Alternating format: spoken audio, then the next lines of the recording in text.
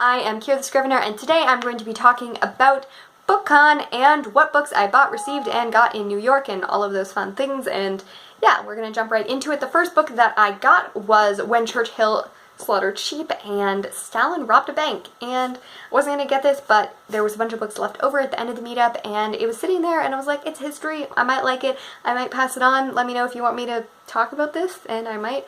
Peer pressure is a huge motivator. Probably shouldn't be.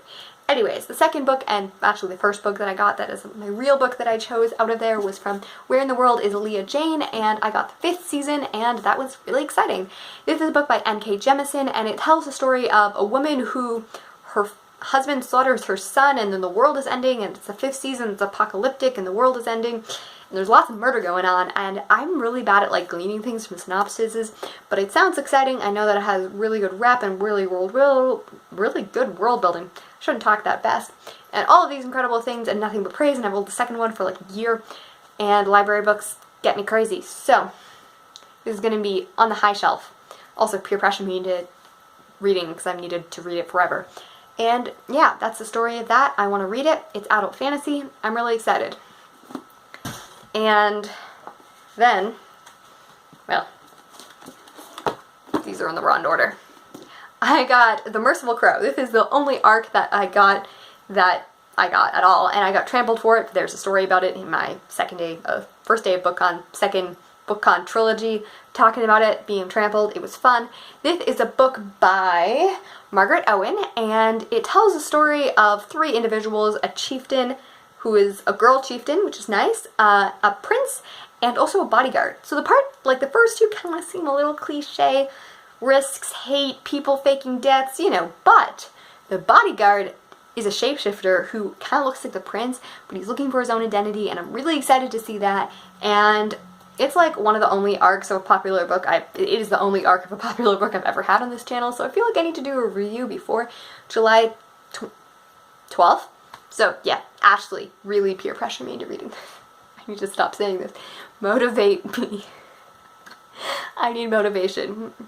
Yeah, and I'm excited. It takes place in a fantasy world, and it is also kind of murdery, I think, and I love my blood. I actually hope that it kind of lives up to it, because some books like try to pretend they're darker than they are, and that always makes me sad. Anyways, talking about Saturday, I got this at the Strand, which is really exciting, and I got it really funny because, you know, I went there with the Demigods, Anonymous Girls, and Max, and, you know, 2 of us walked out with mythology books because we're predictable. Kenzie got one on Greek mythology with cartoons and stuff and had a Rick Riordan thing, and I got the Encyclopedia of Celts is not a mythology. It has a lot of mythology in it.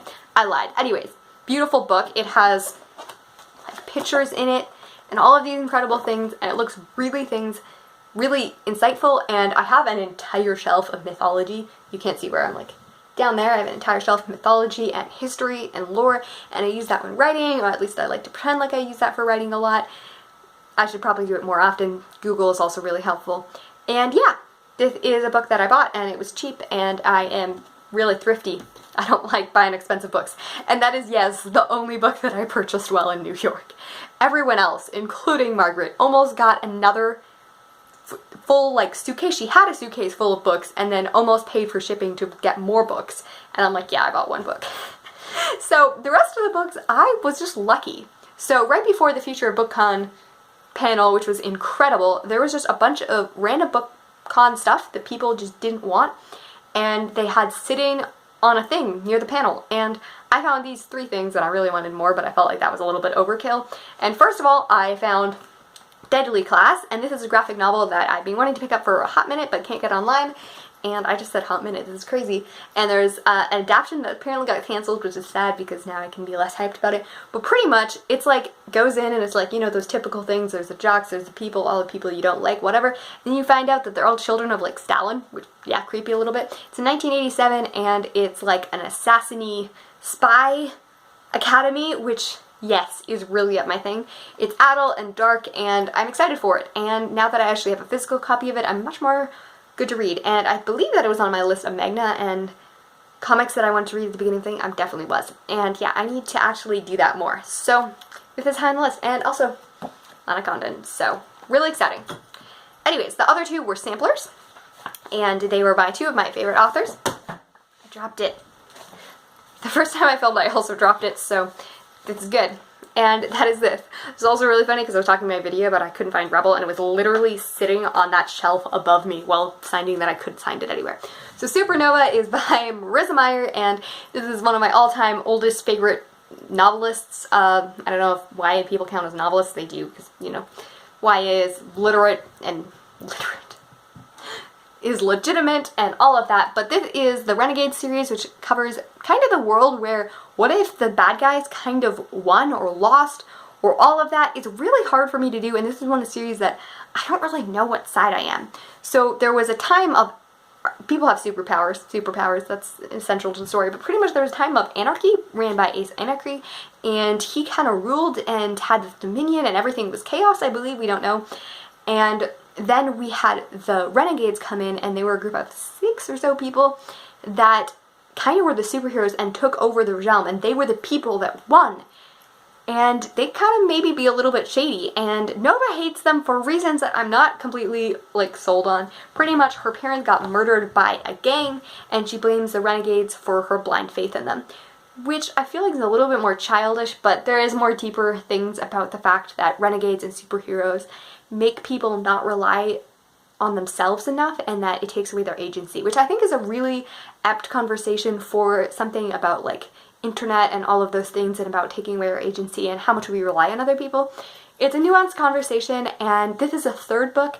It also has a cool thing because Nova is the niece of Ace Anarchy, the former leader of the rebellion, and she insinuates herself into the Renegades in order to spy on them, but she also meets a lovely boy who is the son of 3 different renegades. His birth mother was Lady Domino, and she was killed, and then he was adopted by the kind of like Superman figure, which name is Captain Chromium, and by the Dread Warden, who is invisible.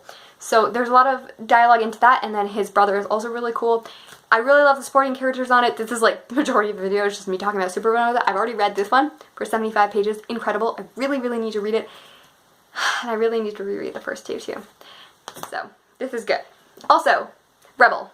So the Legend series, I can't really tell this without spoiling anything, but pretty much the Legend series is Marie Lu, one of my favorite authors again, and it was her first novel series. She first came up with the story when she was 15, and then she wrote it. And it was my least favorite of her trilogies, probably because of the fact that it was her first, so her writing wasn't as developed. I found the last book really good, and it talks a lot about kind of a cliche, but also she did it kind of before it was cliche story of dystopian and people on opposite sides, and the fact that one is the most wanted criminal and one is a prodigy. And that is a really cool story, and it gets more nuanced, especially in the 3rd one, and this one takes a 10-year time jump, and I love the look at kind of what happens when dominions and different things change because of things, not giving spoilers, and it also looks at another character that we see, and so far I really enjoy the first like 10 or so pages. That's all I've read, and I'm really excited. They both, I believe, come out on November the 5th, and yeah, anyone want to send me an arc, I will review the heck out of those really quickly too. Yeah, so that is all I got. I got a few pins. I got a nice thing on my purse now that says I love audiobooks. And yeah, I wasn't going there for the books, I was going there for the people. I had an amazing time with the people, and I'm just gonna ignore the drama. I might comment on some of the drama. Who knows? Videos, I don't know what to add. Anyways, pretty much I adored it. I recommend, you can spend all your time in lineups and arcs and meeting authors. I didn't get to meet authors, although I did get to see actually a panel with N.K. Jemisin, Marie Lu, and Marissa Meyer, and it was really cool to listen to them talk about world building and just their stories, and I really enjoyed that. And I got to meet Natasha Nagan, who is Paper of Fire and whatever, and walk by Melissa Albert a bunch and see V. Schwab from a little bit closer, and also see Megan Stiefvater from like 3 feet away, and those just made me happy. Yeah, I hope that one day I'm an author and I get to go to coffee with them. That's the real dream, because yeah. Anyways, long time short, I rambled too much, and I hope that you have a fantastic day and happy reading and writing, and I will see you next video. Goodbye.